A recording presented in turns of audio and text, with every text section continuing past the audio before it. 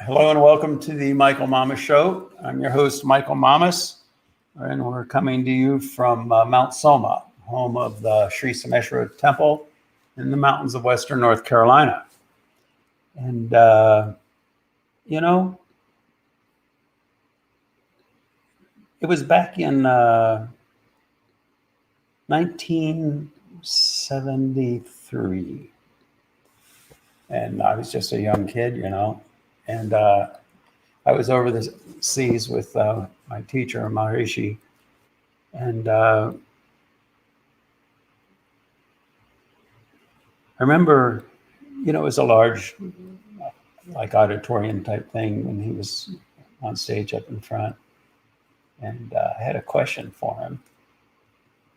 And every night for a long time, I just tried to, during breaks or whatever, I wanted to go, but I was just shy, I was just a little kid, young guy. And finally, I got up the guts to do it. And at that very moment, somebody announced, oh, nobody should go up and talk to him right now. And I was like the rocket had launched. I was already on my way. So I went up and I asked him if I could ask him a question, and he said, fine.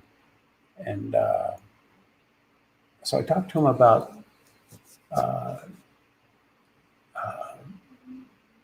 the medical professions, veterinarian, MD. And I said that those are the people that are in charge of public health. And right then his response was he just kind of muttered under his breath, public health. And just, it was subtle, and I didn't even have to say, just there was a naturalness to it. It was polite, but it was also like, oh, brother, public health. And, I had been hearing his lectures for a long time, and I understood him. I felt like, and I feel like I did and everything. But somehow at the same time, it was an important moment in my life, and I guess it made me realize that it's one thing that I've talked about this. But yeah, okay, fine, you can understand it, but are you living it? Are you committed to it? That's even a better word. Are you committed to it? And now we're really being confronted in the world with the COVID virus and all that, with the question of public health. But really, public health is a far more expanded topic than, just viruses and, what doctors may deal with in a clinical situation. Public health means the health of the world, global health, psychological health, psychodynamic health. I talk about the psychophysiology a lot. He also said at one time, he said that when you finally get enlightened, you'll realize how ridiculously physiological the whole thing is. And what we're talking about there is, the psychophysiology, the physiology of awareness, the physiology of consciousness. And that's the domain of public health. You get that right, and all these other problems, world peace, how to deal with COVID virus, how to deal with other people, the whole family dynamic, everything, all that falls into place. Now, a lot of us have been worried, I think most of us, about the state of the world. I mean, you look around, everything just seems crazy, Iran wants a nuclear bomb, and people say if they get it, they'll drop it on Israel. We got North Korea, China, U.S. conflicts, Taiwan, everywhere you turn, internationally and also in the schools. People are upset and going to parent-teacher association board meetings and things like that, protesting. They're saying, the purpose of the school is to teach reading, writing, arithmetic, geography, that kind of stuff. but not to indoctrinate the kids. That's another thing. And then other people argue it the other way. And so everything is a mess, you know. And one side feels so strongly and the other side feels so strongly, and they all disagree. And so many people are afraid. And so many people are afraid to even stand up and say what they believe. And that makes me think of that quote. What was that quote? Bad things happen when good people stand aside and don't do anything about it, something like that. And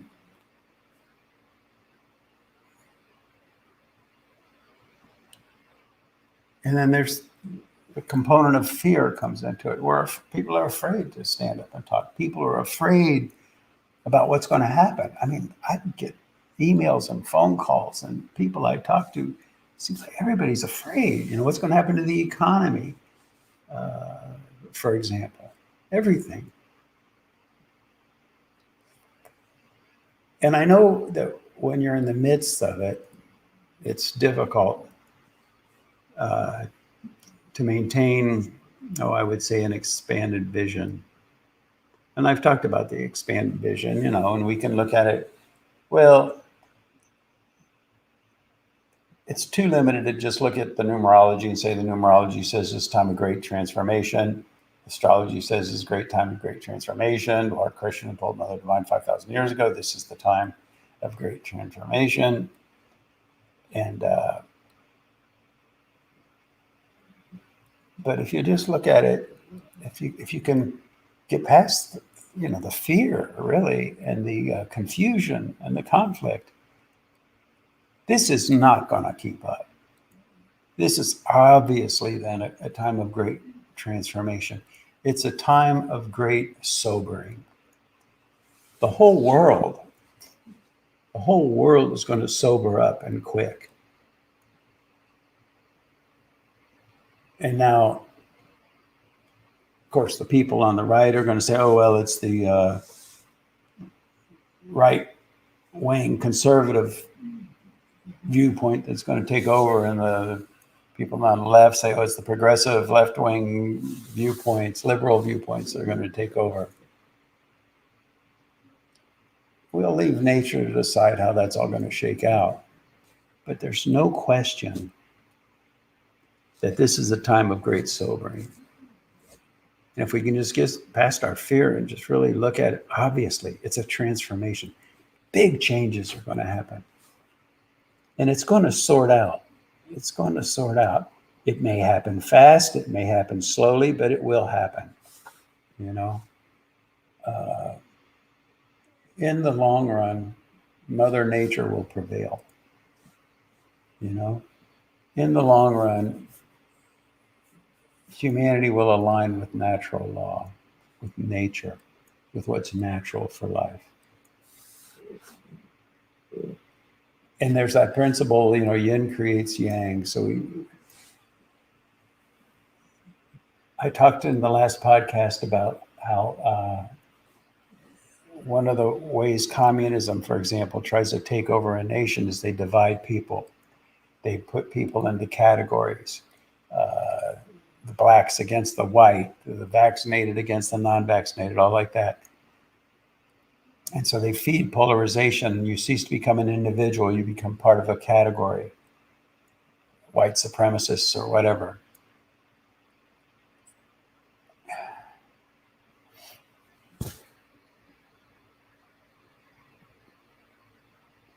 But that whole kind of thing, that's going to change. It won't prevail. It's just a tactic, really. And if you think about it, whichever side you're on, if you're watching the news and you see a group on your side speaking out adamantly, passionately, be it Antifa or be it parents protesting in schools about teaching critical race theory, for example, you're falling into the hands of those that choose to divide the country. A house divided cannot stand. That's how you take over a country.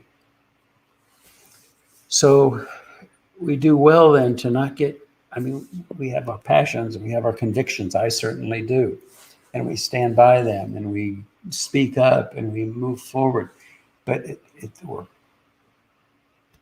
we do extremely well if we can nevertheless keep our balance and come from that place of equanimity to have the big picture, to understand the dynamic. And that's what the dynamic is. We're going through a great phase transition here where humanity will align with natural law. What is natural? What is healthy? Okay. You know, I talked about the Olympics the last time a little bit, and watching the reviews, afterwards, there were a couple of great quotes.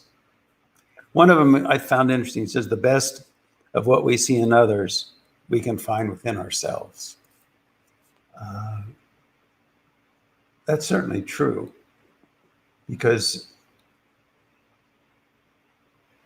and this is hard, I think, they say the kingdom of heaven dwells within. What we are in our own true nature, the depth of our being is divine. It's the best of everything. It doesn't mean we're all going to be clones and act and think the same way when we become enlightened and are living in harmony with natural law.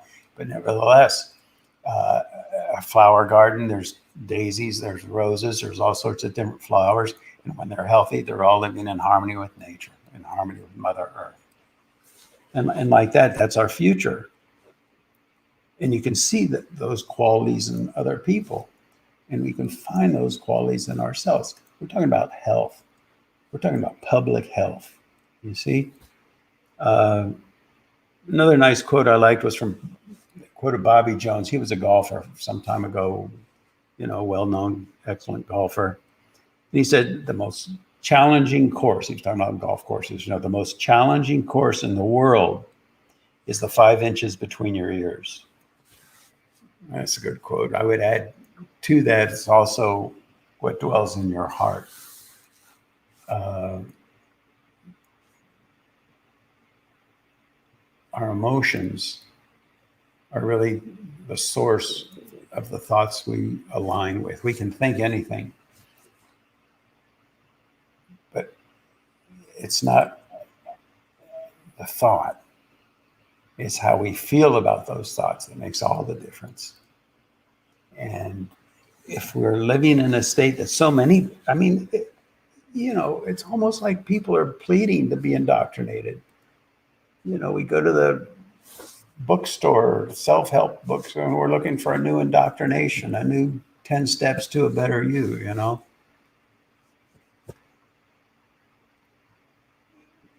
There's a legend that talked about when God first created the earth, and then he put people on the earth. People looked around and said, well, this is all really nice, but we want to be with God, so we're out of here. Went back to heaven. And so God saw that, and at first he was, disappointed, but then he got an idea that delighted him.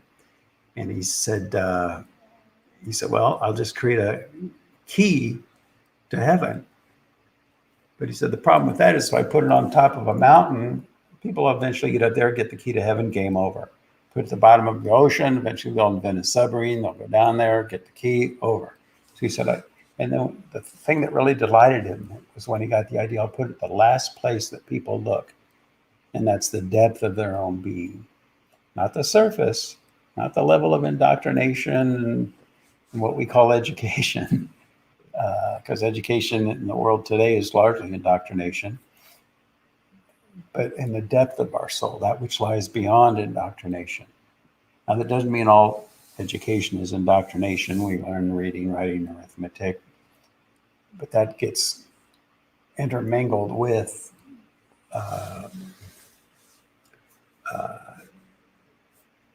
indoctrination into ideologies, you see. And that's not good.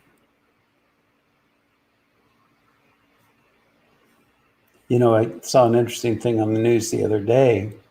This is really, the liberal, progressive critical race theory groups that have, gotten into the schools. Now, I understand in some of those institutions, what they're doing is they're putting all the white kids in one classroom and all the black kids in another classroom. And to me, that's so ironic, because wasn't it the progressive, anti-racist movements that decided they wanted to bus kids and do everything they could to mingle the groups? I'm not saying which is right or which is wrong. You decide for yourself.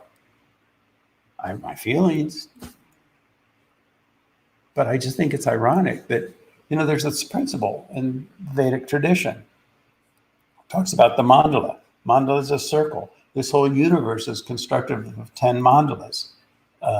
That's called, the 10 mandalas of the Rig Veda, the foundation of all Vedic knowledge. All Vedic knowledge is birthed out of Rig Veda, you can say. And each one of those mandalas is a circle. And you start at one point on the circle, you go to the next point, no difference. Go to the next point, no difference. Go to the next point, no difference, no difference, no difference, no difference. Until at the opposite end of the circle, you have the polar opposite value. And that's just a principle in life. What do they say? The more things change, the less things change. And what do they say? If you go so far to the right, you end up at the left. And if you go so far to the left, you end up at the right. And that's the nature of life. So if you look at the surface of life and function from the surface of life, you're on a hamster wheel. You're running around in a circle, chasing your tail, going around and around that mandala. And I think that's just one of many great examples.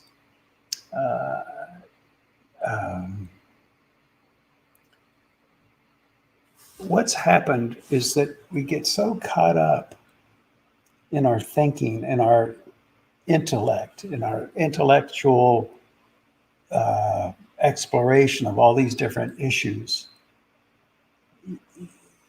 You can justify anything with the intellect, and people do. That might be a fun drill. Think of something outrageous, some intellectual thought, and then find a way you can contort yourself to justify it. That's what's done. And so people get so caught up in their heads. It's like you're doing a triple gainer with a quadruple backflip off the high knuckle board and seeing where you land in the swimming pool 50 feet below. Anything goes. It's a convoluted kind of logic that is oftentimes thought of as, oh, that's really sophisticated. I have to say, I got a kick out of, and I don't mean to point fingers at any group, I'm trying to stay out of the weeds here, but, I guess something with the Bonham birthday party. Oh yeah, I remember. They were saying that they weren't wearing masks. People were complaining, and it's a get together, and they're going to spread the virus, blah, blah.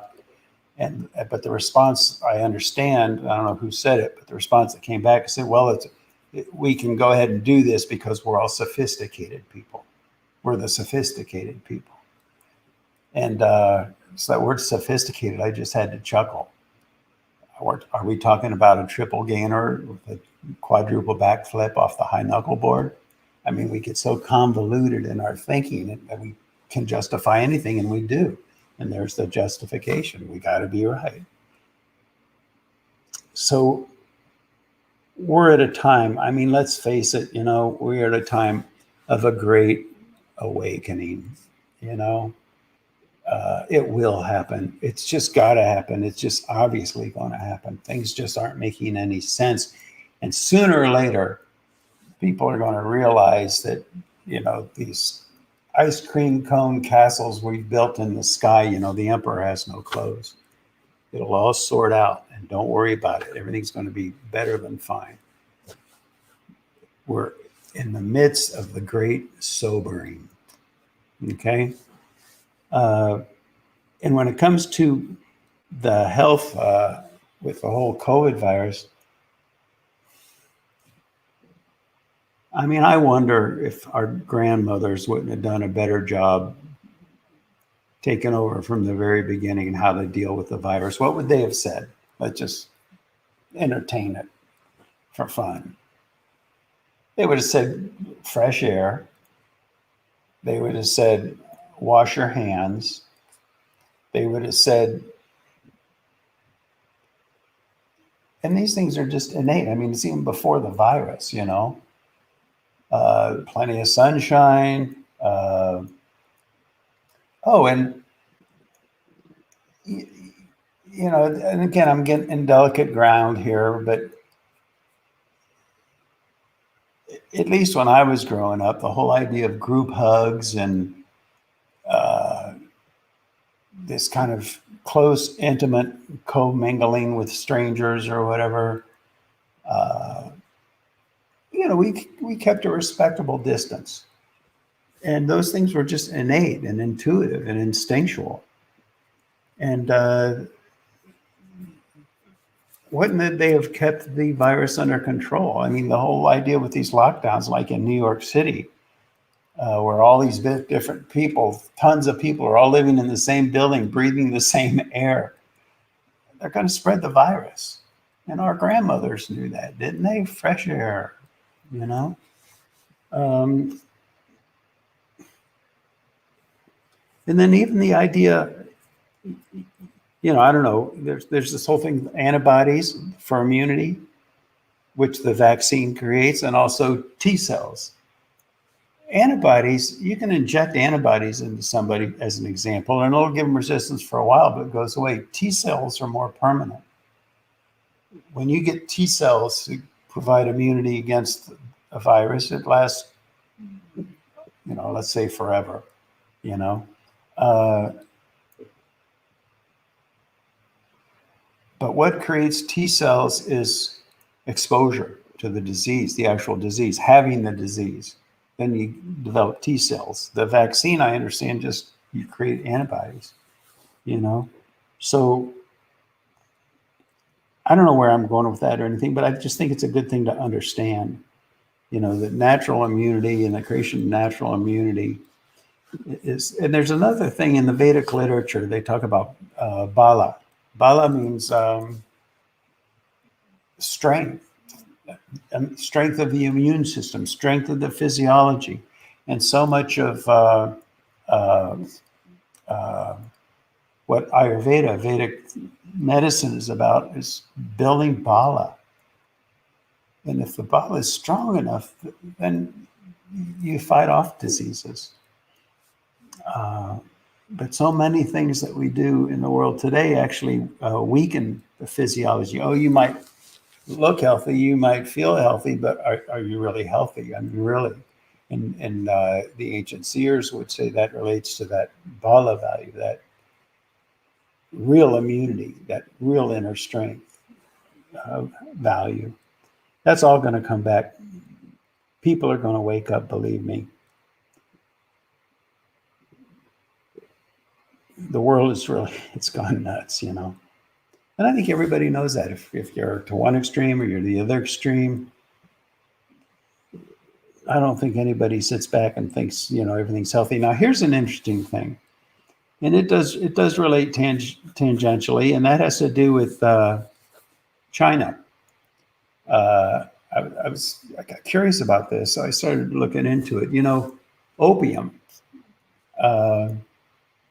It was back in the 1700s where opium started to become popular, and the opium dens and stuff in China became popular. And, you know, the Chinese government saw that, hey, this is really unhealthy. You know, this people are really degenerating, you know. So they created laws against it and stuff. Then what happened is that it was actually predominantly from the East India Company. It was British, you know, and they were in India. And they were making a lot of money off of tea and all sorts of different things. And then they started getting opium and taking it over to China, to the coasts, Hong Kong, or all up and down the coast, and getting people in China hooked on opium. And it really raised havoc with the whole nation.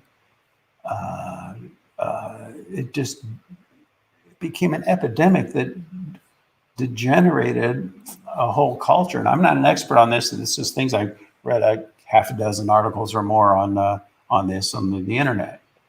And I ran it by some one historian I can think of. Yeah, that's the way it happened.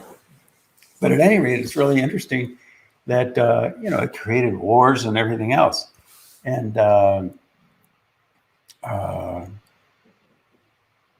it went on a long time.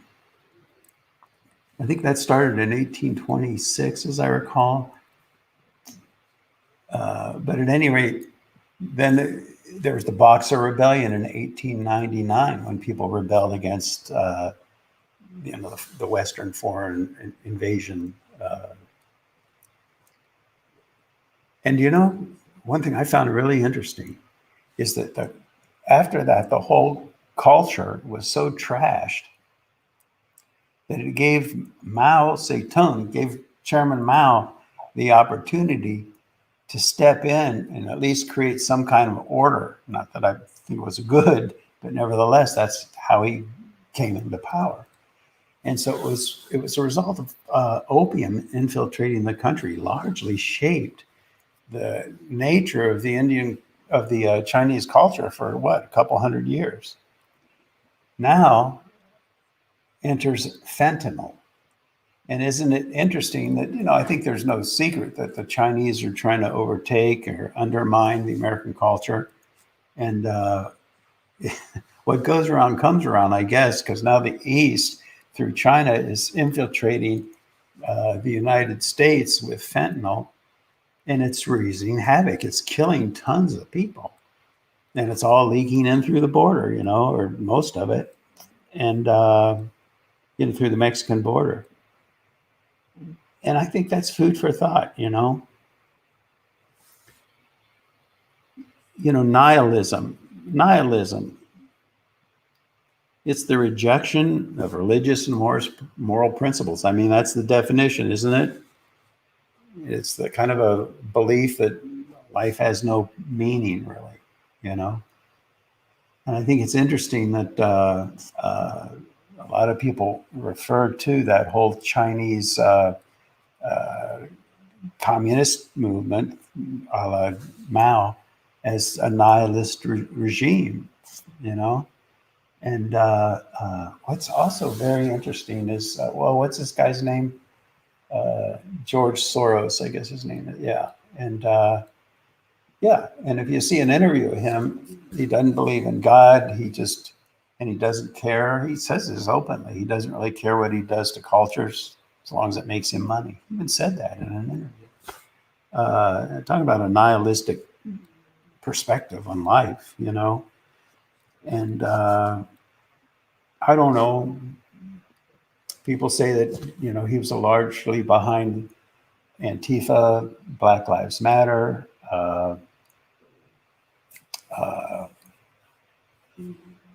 buying up the media, buying a lot of what's going on in the media.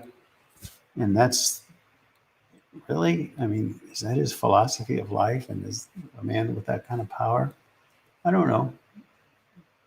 Just things you hear in the news, But I think it's worth researching, taking a look into. The use of fear. Fear is a very powerful thing. And it does have a purpose. If people had no fear, the world would fall apart. So it has a value. But to use it as a tool to manipulate people, to break down a culture, to break down the integrity of the home. I think I've talked about this before, but like with the communists, it was Lenin who talked about breaking down the family unit, tearing down the statues, anything that has anything to do with cultural integrity, tear it down, infiltrate with fentanyl, whatever. Oh, there's something now, I don't know. I'm a little hesitant to say this because I don't know all that much about it. And it could turn out to be a huge fiasco and a dud. And if it does, forgive me. But there was this guy, and I was just channel surfing, and I came across this guy. His name was Vivek Ramaswamy. And he only talked for about 2 minutes or maybe less of what I saw. And it was unbelievable. He talked about, how did he do this? He talked about the woke movement and how it first overtook the banks. So then it got a hold of the whole capitalistic system. And through that, they were able to then manipulate Wall Street, because Wall Street's all about money. And then, coming in, the way he put it, I think he said through the back door, the Chinese came in. And so that's the way out. And so through the money, the Chinese took over Nike, NBA, Marriott Hotels, Disney. And through those mechanisms, they're further degrading, breaking down the integrity of the nation. And one way they do it is like, I think it's well known that in China they have these certain groups. I forget the name of the group in the western part of the country, and they've enslaved them basically. And so a lot of times if you buy shoes from China, they were made by slaves, And they were talking about how, I think it was an NBA star, and they were talking to him about that, about China and slavery and all that. And he said, how did he put it? Somehow he equated that with Black Lives Matter, so that if China's doing that well, the United States is no better, But anyway, there's a whole manipulative thing there that's going on in the whole conglomerate of Wall Street with the banks, with Antifa, with Black Lives Matter. And I've talked about how Black Lives Matter, even the founders of Black Lives Matter call themselves a Marxist movement. One guy quit who was one of the original founders. He quit because he said Black Lives Matter has nothing to do with saving Black lives. It's just a front to perpetuate their agenda, And again, I don't know, these things are just things you hear on the news, you see on the news. And when you're surfing one channel, you hear it one way, you surf another way, you hear it the other. But so I'm not telling you what to think. I'm not telling you what to believe. Please don't think so.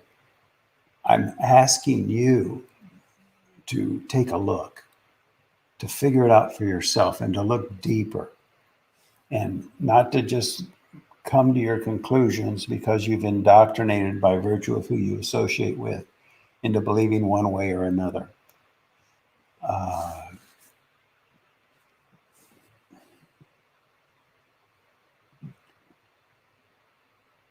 If we don't know and don't understand our past,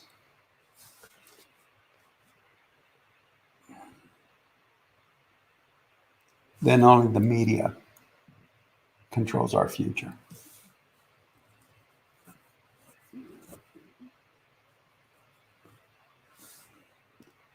I wrote a book, in fact, called Look Deeper, Live Better. All I'm doing is I'm inviting you, all I'm doing is encouraging you to look deeper.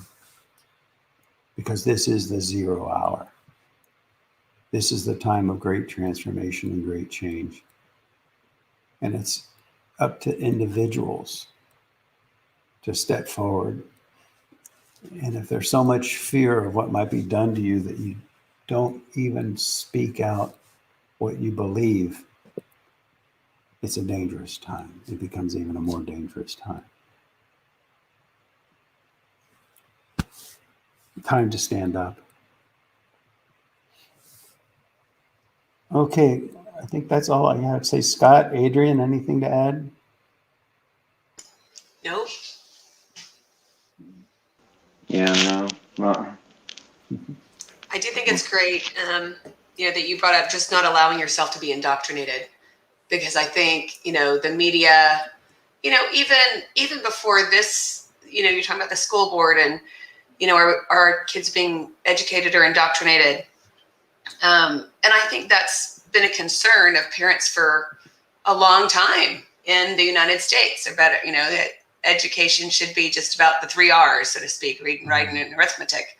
And the educational platform, people have believed for a long time, is used to indoctrinate, not just purely educate. And so that's gone on, for a long time, but it certainly seems to be at an incredible intensity. Our kids are getting information.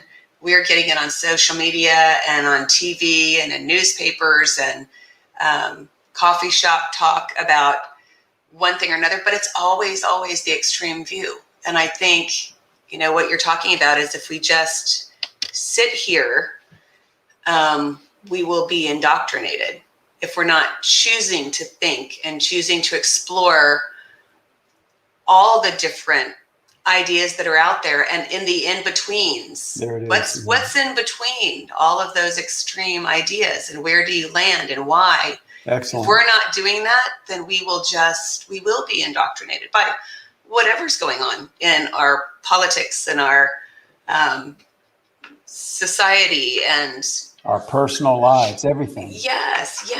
And we'll just be asleep as we do it, So I love the idea that you're just bringing forth the charge for people to think, to stop and think, and don't just allow yourself to be indoctrinated. You guys will remember this. Before all this started happening in the world, all the chaos and the phase transition, if you will, even in my classes, I would, work with people. And I'd say oftentimes, well, why didn't you say anything? Oh, I didn't know how and I used to say, remember, I used to say, just say something. Open up Pandora's box. People are afraid to break the ice, and so they never say anything. Then there's this big elephant in the room that nobody's willing to talk about. It's not the time for that. It's never been the time for that. That's the source of personal conflicts all the way to global wars. Speak up. And the spooky thing now is it even gets spookier because not only are people afraid to say what they think, I think people are even afraid to feel what they truly feel. Is it politically correct? Will it offend somebody? Am I being judgmental, or am I being bad, or am I being, fill in the blank? I think that's true. Yeah. All right. Well, these podcasts are intended to be food for thought. I am sure that in this and every podcast, there are things that I said that aren't exactly right, aren't exactly, or are heard, but not really what I intended. And that's okay if we can agree that this is just food for thought. I'm not telling you this is the way it is or that's the way it is. I'm encouraging you to look in a general direction and explore it for yourself. Okay, so until next week, thanks for listening.